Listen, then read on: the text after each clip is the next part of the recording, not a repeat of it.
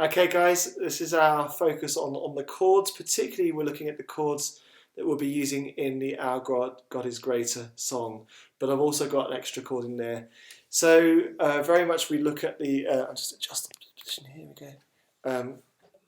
We look at the one of the easiest chords to play is the E minor chord. So you should have your chord sheets in front of you available. If you don't, there'll be some printed out somewhere, so please do ask. So remember, finger 1, finger 2, okay? Finger 1 is going to go on this 2nd fret, 1, 2, 2nd fret, and finger 2 is going to go on the next string next to it. Now, you know, people ask me, where should my thumb go? My thumb is going to go in the middle of the back of the guitar. So I'm kind of holding it about there. And I want to think about this kind of vertical, I want my fingers to be coming as vertically down on the strings as possible. That's going to minimise me leaning against other strings. So if I play, you'll hear kind of lots of muting. What you want is to be able to do a nice E minor sound. This minor is kind of a more negative sound. If you compare that with the major E, that's an E major, and this is E minor. It's a more thoughtful, pensive sound, even if not negative sound. They're often quite nice passing chords, or often used in rock music. There's quite a few different uses for minor chords. But E minor, so your first finger on 2nd fret A string, remember which string that is, and your first finger on the 2nd fret, and your 2nd finger, 2nd fret on the D string. And what I want you to do is just strike each string one at a time. Again, like I've said before, play it until you can really hear each string clearly. A lot of the time, if you just look closely, you go, my 2nd finger is muting it. So just work around until you can focus on moving your thumb rounds, focus on moving the angle of your fingers to becoming more vertically. Now again, it does hurt, especially if you're using a steel string guitar instead of a nylon string. It hurts a bit more. If you can see nice up front, I've already got some nice lines in my fingers, but that doesn't hurt me a lot, because with a bit of practice, your fingers get used to it. So I apologise in advance for the soreness now, but it'll go away pretty quickly, okay? So this is E minor. Okay, and it's in the chords we're playing today. Nearly all of them are in the G major scale, but some of them are also in the C major scale, so they move across. So these are very usable chords that you can use in a lot of different songs.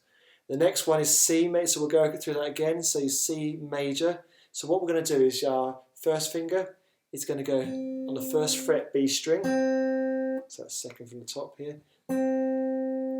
And my next finger, my 2nd finger, is going to go on the D string. So you're kind of skipping a string, but it's going on the 2nd fret. Okay. And now my 3rd finger is going to go on the 3rd fret. So you're kind of making this triangle across the 3 strings.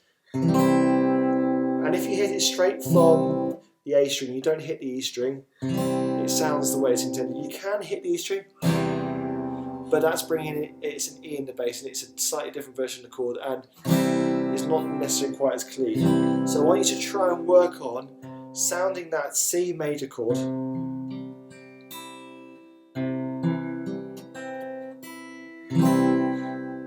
So really nice and clear, each string nice and clear, but also try not to hit that one. So if I'm strumming later on, and you'll get used to hitting certain chords on certain strings. So that's your C major chord. Now, the nice thing is when you move to your A minor chord, you're actually if you start on playing your C major chord. So try that a few times. Get your fingers used to it. Don't rush on. Feel free to pause the video between each chord. Get the hang of them before moving on, okay? And when you're tired of one, feel free to move on to the next and move back to them, okay? So this is part of your muscle memory of training your brain and training your fingers, okay? So our C major chord, if I take the 3rd finger off and play the same chord, so the same strum again, that's A minor 7th. Okay, so there is a version of A minor with the third finger in the middle, but A minor 7 always sounds really nice, and it brings a little, it's a dissonance in place. It's called a dissonance, but what that does is it makes it sound more interesting chord than just the plain A minor, and it certainly fits in the G major scale a bit better. So if you play your C major chord, all you have to do is take your third finger off, and you've got your A minor chord. Now let's go back to the C major chord again. Put your third finger on the third fret, A string, and take it off again. So you've got quite a nice transition between the two chords there. Feel free to strum it a little bit if you know how to strum. If you don't worry, just feel free to just hit it so you can get your fingers used to moving between the two. And then we can go to our E minor. So again, this second finger on the D string can stay in the same place. And I've just put my first finger on the second fret A string. So I was on the C, and I went to the A minor, and I went to the E minor. And that again is just, you'll notice that when you've got a finger on a certain string, if you don't have to move it, keep it there. I have to say sometimes there are times when I'm playing a worship song that I'll swap fingers around because there might be one finger that's been pressed down for most of the song, and it does get a little bit sore after a while. So please do you can swap fingers around, but learn them in the right place first. So we've got C, we've got A minor, we've got E minor. We go back to our G, and I know this is tricky for some people because you're learning to spread these fingers, so you're developing some muscles in them. You're putting your first finger on the second fret, A string, second finger on the third fret, E string, bottom E, and third finger on the top string, on the top E there as well.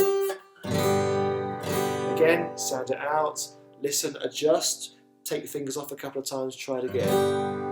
There's also a variation, an advanced variation here, I use quite a lot. It's another version of C where I'm actually using both my third and fourth fingers. So my third and fourth fingers, and my third finger, instead of going on the E string, goes on the B string, and my fourth finger, my pinky, goes on the E string. These are both on the third fret, and it's called G5, and that's the fifth note in the scale. And it just gives it a slightly different sound, quite a bright sound, and I quite like to use that. Especially when I'm using it as an alternate version of C, so you're used to doing C with first, second and third frets. If I go back to my G fifth, with those two fingers on the B and the top E strings, then if I just move these two fingers the same shape, I'm moving them up, as in down in position but up in pitch, onto the A and the D string instead of onto the E and the A string. So I'm on the E and the A string here. I just move them to the C and the D string. That's another version of C major. It's C5. I think it's got the G in the middle of there as well. And it's quite nice because you could when you're playing them together. I use this a lot instead of playing the normal C. Especially if I'm playing in the key of G major.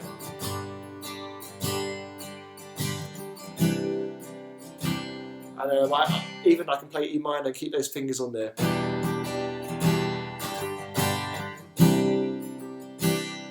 E minor. So I'm playing E minor with my normal two fingers, but I'm keeping those third and fourth fingers on the B and the E string on the third fret. You can do quite a lot with that position. It's quite a nice bright sound. It works particularly well in G major. Okay, the last chord then we're going to work on again is the D major chord.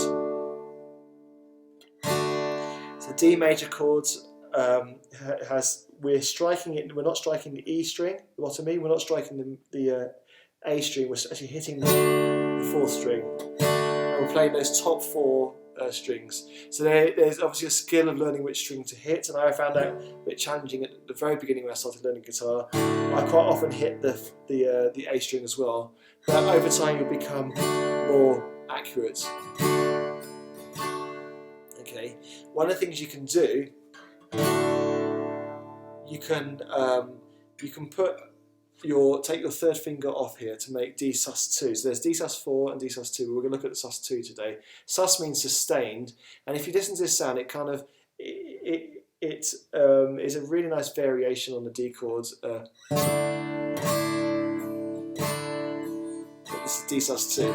So I've taken that finger on, then I put a finger on the second fret. So E string, second fret. All I'm doing is taking that. So just try strumming D and try strumming D sus2.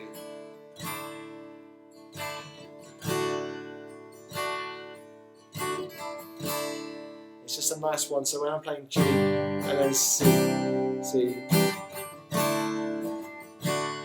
so I can add it on or off as I want to, and it gives you a little bit of alternation variation in what you're playing there. Okay, so one of the other things then you need to work on is not just learning the chords, and you've got the chord sheets. I want you just to work through these chords. I want you to get them. We're going to keep revisiting these chords again and again, and over time you'll get more familiar with certain chords, and they'll become part of your muscle memory. They'll become, okay, I know where to go for these. Your fingers will go more naturally to them. But obviously you need to work on changing chords, so you're not just hitting a chord on its own. You're actually changing chords in the midst of a song as well. So what I want you to do is pick 2 chord transitions and work on those. So you might be A minor to C, A minor 7 to C. And you don't have to strum it, you just feel free to just strike the strings if you're not comfortable with strumming. Pick 2, or you might be on G to D. Or